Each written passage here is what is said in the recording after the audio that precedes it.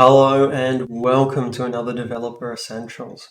So this time around we're going to be taking a look at textures and a few different things related to those.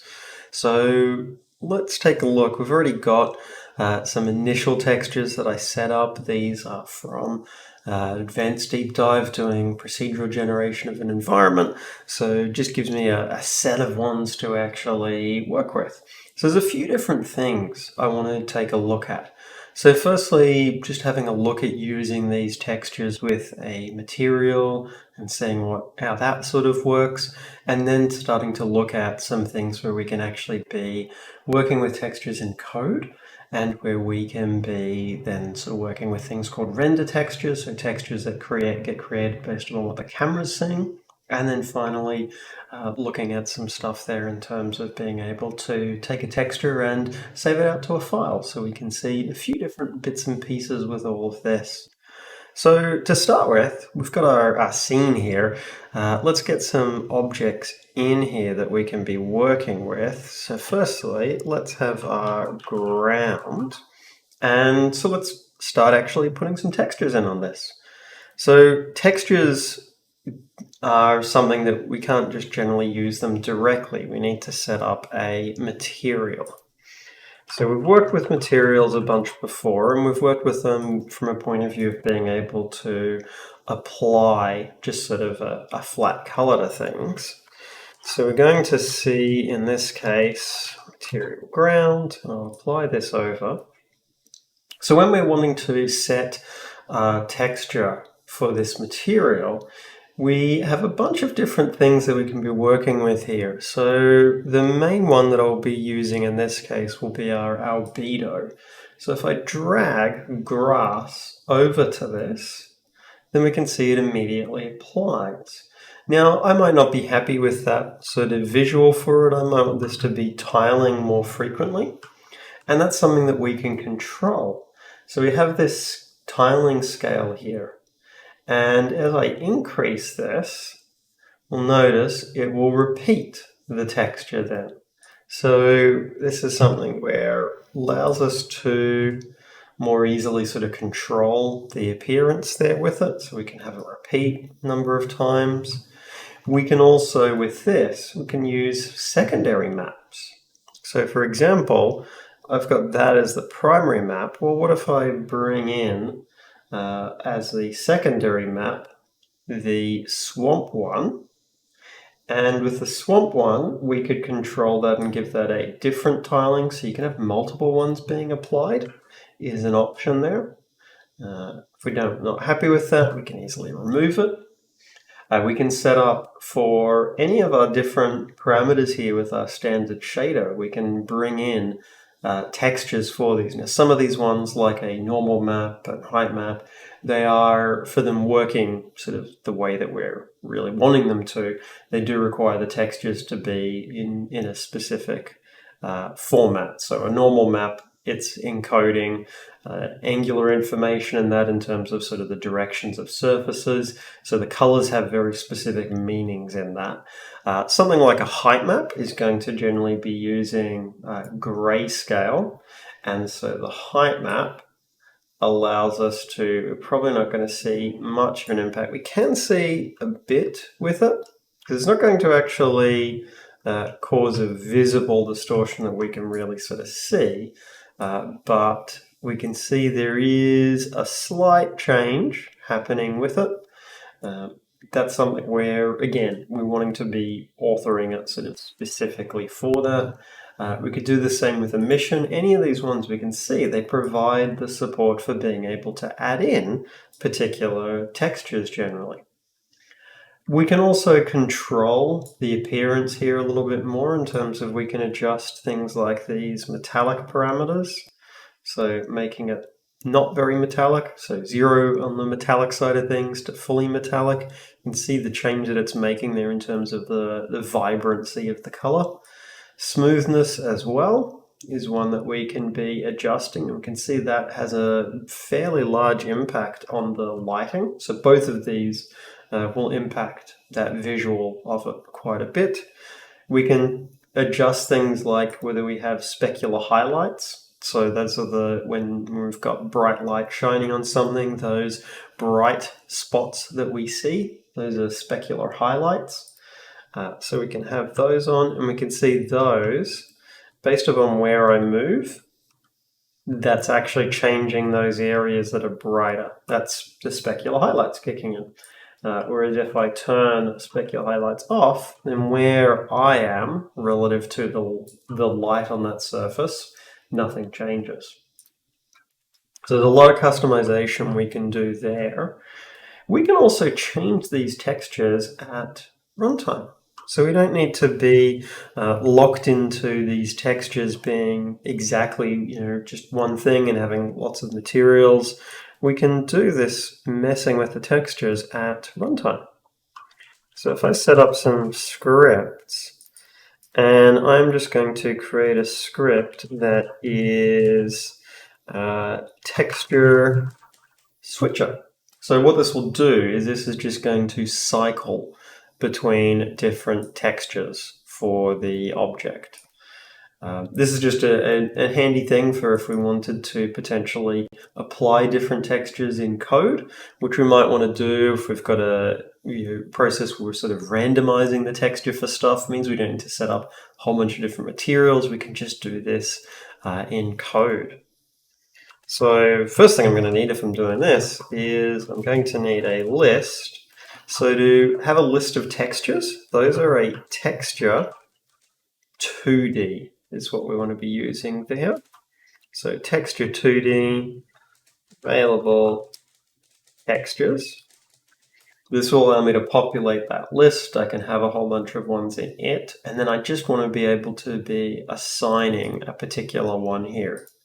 Now what I'm going to do for this is I want to be able to retrieve my mesh renderer, which I'm going to say this has to be on something that has a mesh renderer. Again, this just enforces some rules in terms of how this component gets used. Mesh renderer, link to MR, which I can then retrieve that. Linked MR, get component, mesh renderer. Now I could directly change the material, or what I could do, because we don't want to actually be modifying the material, because if I change the material, I need to be very careful about how I do that to avoid potentially actually making changes to the asset. Because we need to remember materials, because they aren't part of the scene, if we modify them while we're running and we're not careful with how we're doing that modification, we actually change the underlying material. So in this case, I want to use material property blocks. Those will allow me to make changes to the material without risking it actually modifying the underlying asset. So if I'm doing that, because I'm not needing to continually update this, I could say linked MR, and I need my material property block first, so I'll set that up. And this is going to be my property block. There's a new material property block. And then what I would do is I would say property block set texture. Now to work out the name of the texture that I would be using here, one of the ways I can do this is if I go to my material and then right up the top here, very top right, can switch this to debug, and then we can take a look at our different properties. So you can see there's under save properties and text envs. That's the various properties for textures. We can see our main texture one. So this is our name for underscore main texture. So if you're needing to try and track down the names of particular properties, switching this to the debug mode is one of the common ways of being able to do that. Just always switch it back to normal after, because debug lets you change things that you potentially shouldn't. So we want to be a little bit cautious with that. So we want to set the texture. We are going to pick a random texture from our set of ones here. So available textures, count. That's good. So what we're doing is create the property block, add a random texture, and then apply the property block. So the way we apply it is we would say link demo, and then we say set property block, and then we just pass it this particular one. What that should mean is that this will pick a random texture and we'll need to give it our list of ones. So we'll give it our list of textures because we're setting multiple ones. Easy way for working with this little padlock right up the top here. Click on that, see it changes to be solid and it's showing that it's locked. That allows us to then click around and select other things, and this stays locked to that particular object. Because that means I can easily select all my textures and drag all of them over. Once I've done that, then what I would do is make sure I come back and I unlock it, just so it's not saying permanently on that. And now when I run this, it should change the texture each time. So picked snow that time, let's run it again and see which we get. So again, we've got grass. So we're getting different ones each time, which is good. I'm going to move my camera up and just tilt it down a bit so we're focusing on that, which is good. So easy way of working with it. We can just switch between our different ones. And this is something where we could have it doing this actually at runtime. So we could have it changing these every, say, 10, 15 seconds. So let's do that. Texture switch interval. Let's say every 10 seconds. Time until next switch is 0. So this means our property block, we need to set that up here because we're going to need to be able to access it from multiple areas. So I just want to rename that. So we'll still create it and start, but what we'll now do is we'll bring this down to update. And then in update here, what we're going to do is, so if our time until next switch is less than or equal to 0, and time until next switch is equal to our texture switch interval, we'll update our property block and apply it. So each time we need to be reapplying it. It's not just enough to set the texture in it. We have to actually tell it, here's the updated property block. And then time until next switch, we subtract delta time. So this should mean every 10 seconds, this is going to cycle between different textures. So again, could be a really handy thing if we wanted an object that was cycling between different ones as a way of having some indication of its state or some basic animation. You could use this for like a billboard if you're wanting it to be changing between particular ads or things like that it was showing. Really handy way of working with this sort of stuff. So there we go, switched over to the different texture. So that's good. I'm just going to change this to use a solid background color just so things stand out a little bit better. And then what we're going to do is we're going to take a look at this idea of render textures and how we can use that. Because this is a really handy way of working with our standard textures. And we do when we're importing them, we've got a lot of options in terms of how we can customize and work with them. And when you have an image that you've added in here, generally Unity is going to default the texture type to texture type default, which is what we use for materials. If we were using these images with the UI, we'd need to change this to something like sprite. And you can see we've also got options here for things like our normal map. There's also some extra ones there for things like of cursors and cookies, which refer to for lights. for when you're wanting to have the light have a particular shape. So we've got different additional ones there, but default is what it will normally use for an image. And again, the main thing we often need to run into there is if we're using an image in a user interface, that we need to often change it to a sprite. Or if we're using it for a 2D project and we're using it with the sprite renderer set up there. So we're going to take a look then now at the idea of render textures and how we can work with those. Okay, so the idea behind a render texture is it's something where what we're doing is we are capturing the output of the camera and then we are creating a texture based on that. So I can set up a render texture, so it's an actual asset. We can just purely create these in code as well, but we can set this up. So this might be our let's call this capture camera RT. And we can see we can customize the size, and there's a whole bunch of different parameters that we can customize here. We can also then, with this, I'm going to, in our scene, create another camera. So we have our camera.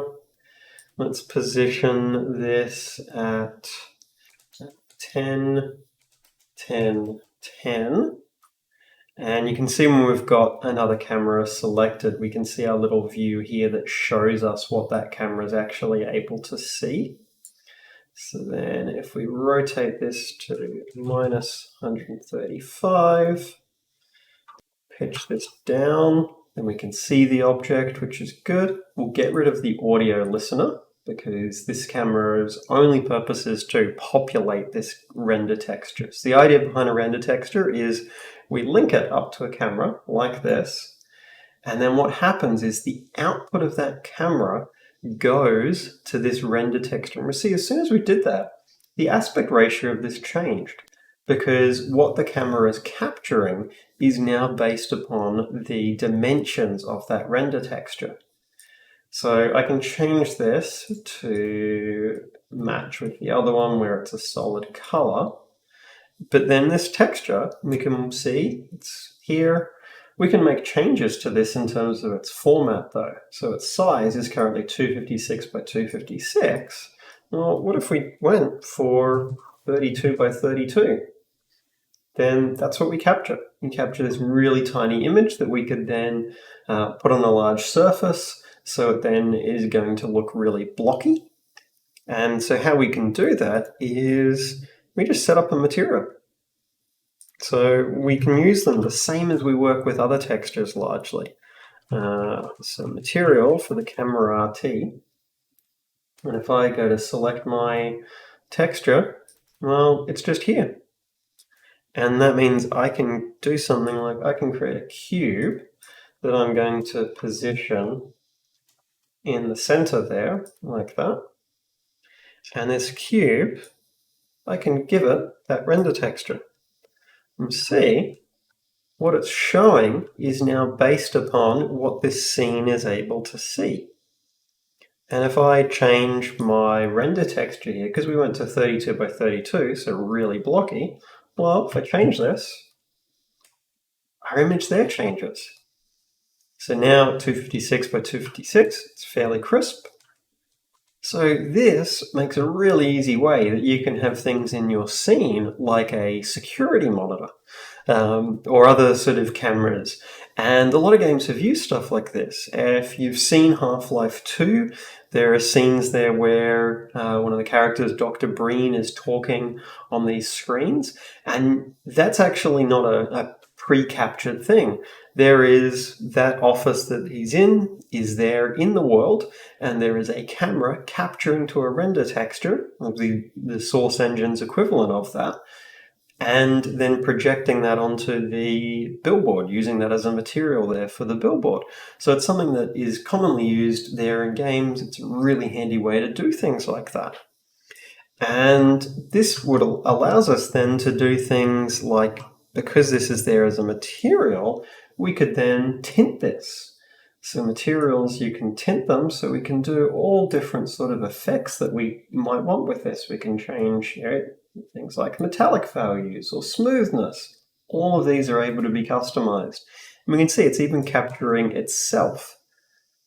And we could adjust, with the render texture, there's further bits and pieces we could do with this. So at the moment, there's no anti-aliasing happening, but we could turn that on and that'll give us a bit of a smoother appearance with it. We can change the color format. So we could make it that only red channel is coming through. We could change all sorts of different settings here with this, and it's super powerful. Lets us get some really great results with this. We could ramp up the resolution if we wanted this to be more detailed. That's going to give us a really crisp sort of texture here with this, which is great. So lots of things that we can be doing with this with render textures, and they're a way to really rapidly add in some pretty powerful things to the game. Now, something to be aware of, though, is performance with them. You are rendering the scene again. So the more objects that are able to be seen by the render camera that's outputting to that texture, the slower something is going to be. And that's why, if you look at mirrors in games, so there was a time period where mirrors there, they actually would reflect the character. You don't see that as often these days. It's starting to come back a little bit, though. But there was a period there where the way that had to work in the very early days was behind those mirrors was actually a duplicate of all of the geometry on the side that you were able to be on, so that it could actually have duplicates of the player there. You can also do the cameras for the mirrors, so you can use a render texture to do a mirror, but you're rendering the scene multiple times, so it's expensive. So be cautious with render textures and render using cameras that are outputting to them. Don't go too overboard with it, and now your game has 50 cameras outputting to separate render textures, because that's 50 times you're rendering the screen. So limit where possible what stuff it's actually seeing.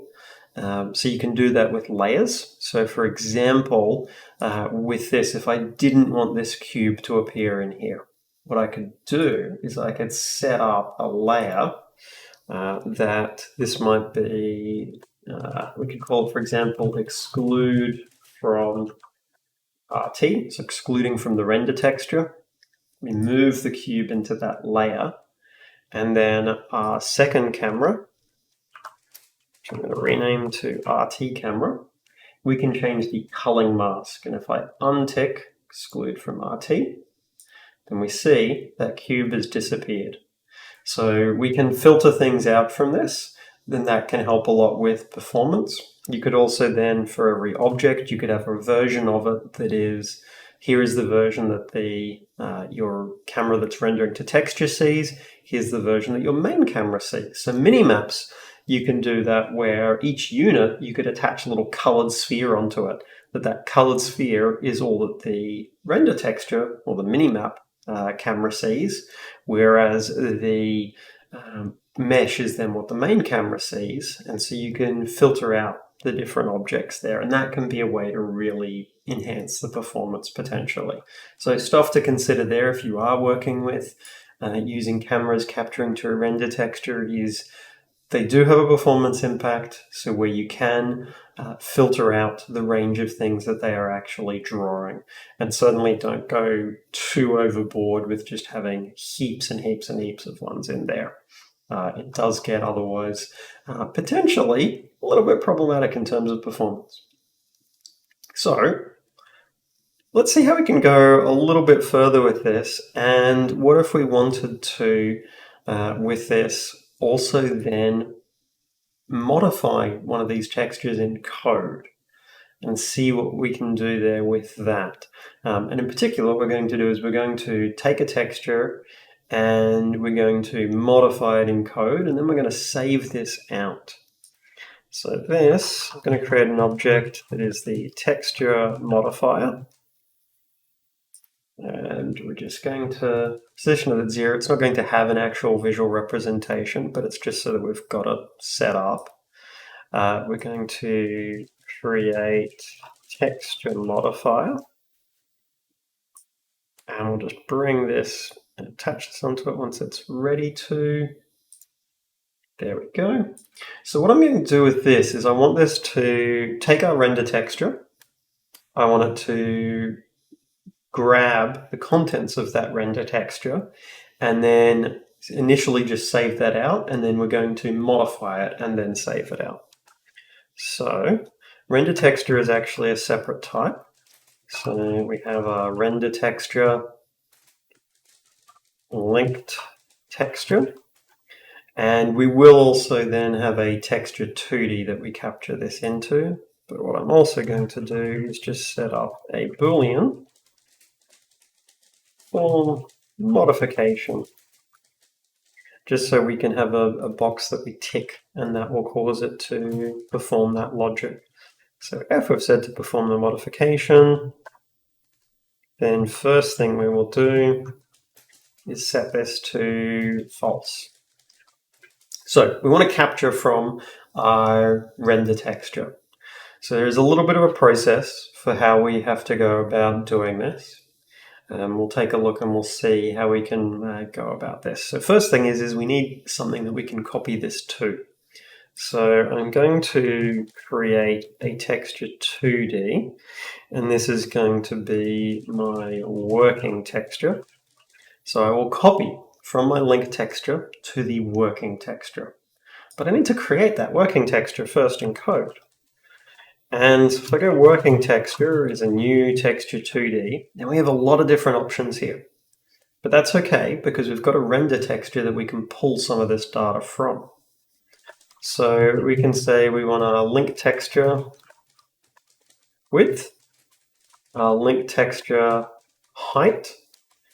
We've got this format option here. So if we go for our link texture and format, well, that's a different thing. We've got render texture format, we've got stencil and graphics format. So let's see if we've got a version of texture 2D that takes graphics format, and we do.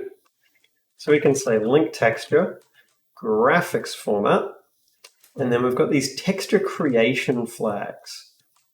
Which you can see we've got options here in terms of, and we can take a look and see the different sort of meanings of these. If we go to the definition, it doesn't really tell us what these actually do, but these allow us to set, and we can see sort of different variants. If we do comma, can see we can control things like the MIP count. So with textures, you can have something created called MIP maps, which are lower resolution versions of the texture. So if we've got a texture that's, say, 2048 by 2048 pixels, we can generate MIP maps from that are at progressively coarser resolutions. And what that allows us to do is, depending upon how far away that object is and how much of the screen it's taking up, we can use a coarser version, which allows us to send less information to the GPU, which gives us more bandwidth for being able to send other things. So MIP maps are a way of helping out from a performance point of view. Now in this case, we're dealing with a temporary texture, so we don't actually need MIP maps. So what we can do is we can just pass in false. And that will give us, actually we might not have a graphics format compatible one with that, I don't think.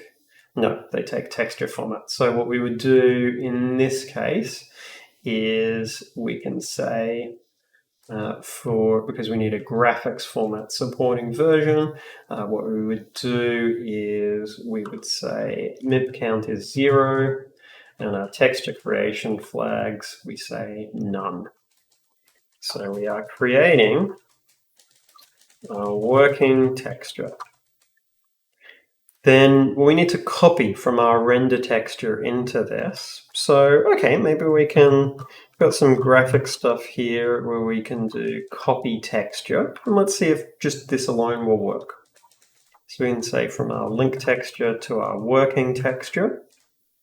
and we'll find out if this will work.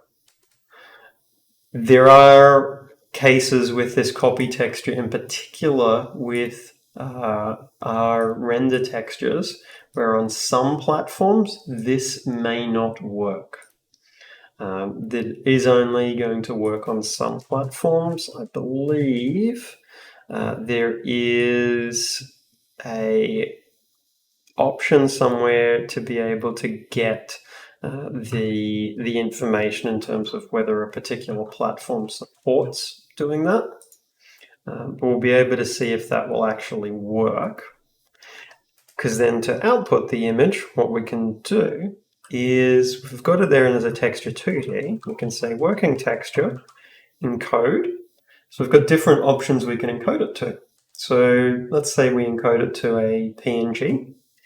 That will just convert it into a byte array, which we can write that out quite easily by doing system IO file write all bytes. We give it a file path and the bytes. So then to get that file path, what we can do is, okay, well, application is usually a good one that we can potentially refer to, because we've got different ones that we can be using here, like data path, and that's a location where we can read and write stuff temporarily for the game. If we look at other path ones, we've got things like our streaming assets path, if we had a streaming assets folder. So there's a bunch of ones we could be using there with that. In this case, I won't put it into the data path. I'm just going to put it into the current location, and we're just going to call this output texture.png. But we could be setting a particular file path there for this. But let's just test and see, does this work? Do we get the behavior that we're after? You know, we've told it that it's going to be transferring from that texture, but let's see if it actually does. Let's see if it works the way we expect. So it's running, and once it's running, tell it to perform modifications. So it should have saved out to this. Now, in the absence of giving it anything extra, it will go to the main path here. We can see we get nothing. And that's not unusual that we run into issues there with that. Because when we're working with a render texture, there's actually a little bit of extra work we need to be doing with this. So what we would have to do is previous RT, do RenderTexture.active, and then we say RenderTexture.active is equal to our linked texture. So we are make our linked texture active and store previous. Then when we're done, store the previous render texture, just so we're making sure we're leaving things in the same state that it was when we started. And then we also need to know the camera that this render texture is linked to. Camera. So linked camera. And we can say, okay, linked camera render. So we can force a camera to perform a render. Force the linked camera to render to the texture. So we force in an update happening. Because the process of rendering is happening not necessarily fully in sync with when the update is running, so we can't guarantee that that render texture is up to date. So this allows us to force that render to happen. And so then my texture modifier, I will link up my render texture camera. So we've got that linked up. We're running. And then once we're running, we will perform modification, which we've done. So then if we take a look at our texture now, so it's still a gray texture there. So there's a couple of things we then need to do for actually making this work. So the graphics copy texture, it's not that this is something that doesn't work and is doing nothing. It's that this is designed for working on the GPU side largely, whereas we need to bring our texture into the CPU side. So this would work if we were then that working texture, that was something that we were passing into another shader, if we were fully working with it just GPU. To work with it on the CPU side, we actually have to do a slightly different approach. And so what we say is we tell our working texture, we tell it to read pixels. What we're doing is we're telling it the area to read them from. So it's reading from a new rect that is the dimensions of our render texture. So our render texture width and our render texture height. So that'll be our link texture. Link texture.height. And we tell it where it is reading that into. So we're reading it into 0, 0. And then we have to tell it to apply. So read pixels is going to read from where we've just captured to, which is our render texture. And then the apply actually is going to perform the operation. And this isn't a super fast operation. Anytime we're doing operations with a texture 2D where we're having to do this apply, they do have a performance impact because they're having to shuttle data from the GPU side to the CPU. So GraphicsCopyTexture is super fast because it runs only GPU side, which is great, except if we want to modify that texture, which we are wanting to modify it, which means we need it CPU side, which means we have to transfer it back. So apply here is not a fast operation. If you were doing this a lot, doing this with large textures, you will notice the impact very easily, very rapidly. But let's test it with this, now that we've got it doing that apply there. So we can run, and we will do the perform modification. So we run that. Let's check our output texture here. So we can see it's now actually got the data there, which is good. So this, read from the render texture GPU side into our texture 2D, which we've got CPU side.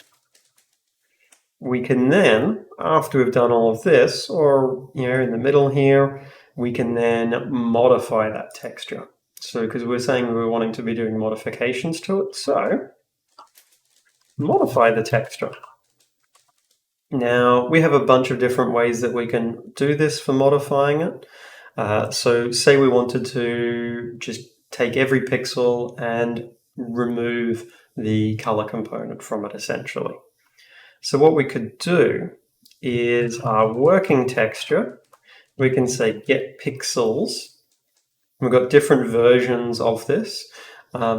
Regrettably, don't be under the illusion that doing stuff like get pixels 32 or pixel data and more raw versions of it is going to be significantly faster. It's still going to run into cases where it's not going to be super fast if you're working with a lot of data. Anytime you're doing these sort of operations, they aren't quick. And that's an important thing to be aware of, that you need to be mindful of how much of these operations you're doing, because they aren't the fastest. We can do get pixels, so we can choose the range that we're retrieving, and in this case we want the whole lot, which actually we can just do get pixels, and that returns us a color. So that's giving us our image pixels. And this is giving us this as a one-dimensional array. So it does have the full data in there, but it is a one-dimensional array. So then I can loop through all of those. Index is less than image pixels length. index, and what I could be doing here is I could then say, well, image pixels, and we access an index. That's a color object, so that means we have access to all of the different normal things that we would have with a color there. So I might be with this, what I could do is if, say, I just want to extract out the red component, but I actually am going to say that I'm going to take the red, I'm going to add to that the green, and these are floats, so they are 0 to 1 values. And I'm going to add in the blue, average value. So I'm just going to grab all of those, average it, and then set that back. So image pixels index is equal to a new color. It's going to be average value, average value, average value. So this will take that image and it will become a grayscale image. And again, I need to apply these changes. So working texture, I need to set pixels, give it the image pixels, and we can, with this, we can choose a particular range, so we can apply it just to an area if we want. Working texture dot apply, and we don't need to pass in anything, but this should now give us an image that is a grayscale image. And it'll be based off the particular values there. Now, there are other ways of doing conversions to grayscale. And this is a very rudimentary method of it, but you can see it does the trick. So we can do modifications to the texture. We just need to make sure that when we're done with that, we apply those changes to the texture back. So really important to be making sure we're doing that. The final thing that I will show you, because it does relate somewhat to textures, is this idea of taking screenshots. And if you're needing to do a lot of this, I would recommend looking at Unity's Recorder add-on. It lets you capture videos and GIFs and also take screenshots of things. It's a really great sort of setup there. So consider using it if you're needing to do a lot of that. I generally will use the Unity Recorder for a lot of stuff. If I'm needing to, in particular, if I'm needing videos of stuff, because it lets you control the resolution that it's taking those out. So my screenshotter, this is going to have a similar thing, take screenshot, and if that's true, first thing is set up the false, and we actually have screen capture. We can go capture screenshot, and we've got different options here where we can capture a screenshot into a texture or a render texture, and those take, if we look, those will take things like in terms of being able to supersize them, and they go into just a texture 2D. So really, really handy if we're wanting to do that. But in this case, I'm just going to say screen capture, capture screenshot, and we need the file name, so screenshot. And what I will often do is you can add in the frame count. It can be a handy thing there, just so it changes every time. Obviously, if you restart the project, that is going to reset that number, but usually I capture screenshots and then I cull the ones I don't need and then relocate them to different areas. We also have this supersize option. So supersize lets us scale up the size of the resolution of image that it takes. So if I put in 2 there, then rather than capturing at whatever the resolution is of the game window, it will capture at double that. So that can be great if you're wanting some super, super high resolution screenshots. Really handy for scenarios like of that. And we'll be able to see, we can run this, and then we can take our screenshot. So we're up and running. Wait till it changes to another texture, just so it's one that we can clearly see that it's not a grayscale version of it. So I told it to take a screenshot. So it'll be in the same folder. We can take a look, and there's our screenshot. So really handy way of being able to take screenshots. It's something where you could bind it to a key if you wanted to, so as you're moving through game to be easily taking ones. Something where you could use this to, if you were having like a photographing mechanic in the game, you can easily capture the screenshot into a texture or a render texture or a file, depending upon what you're wanting to be doing with it, and you can capture it at those higher resolutions if you want. So just to recap in terms of with textures. So textures, they're an image file that we've brought in. By default, Unity will treat those as a texture, so something that can be linked up to a material. If we're wanting to use those images in stuff like UI or any other 2D things, then we usually need to change that type to a sprite, and it indicates there for 2D and UI. Those textures, we can then link them into our materials. So generally the albedo is the main one where we are linking up our textures there. We can also be tinting that. So you can see we can apply color tinting if we wanted to, and we can adjust how that texture is going to be appearing. We can also create something called RenderTextures, which is something where it's essentially a texture that is dynamically driven, that we have a camera in the scene that outputs to that render texture, which we can then do further things with. We can use that render texture much like another material or other textures and link it to a material to then apply that to an object. We need to be cautious when we're doing this though, where we're using multiple cameras, that they do have a performance impact. So we probably want to be setting up separate layers so that our cameras are only drawing what they absolutely need to. So we're filtering some things out. We want to keep our number of additional cameras low if possible, just because they can get very expensive very rapidly. So we can link all of that up, and that works quite nicely. With that, what we're also able to be doing is we can convert from our render texture into a texture 2D. So we saw we can create a texture 2D. We want to take the content of that render texture and bring that into a texture 2D that we are needing to work with CPU side. So if we're needing to make direct pixel changes like we're doing for turning it to grayscale, if we're needing to save it, so those are CPU side operations, then the way we have to read from that texture is using a read pixels after we have forced a render to happen.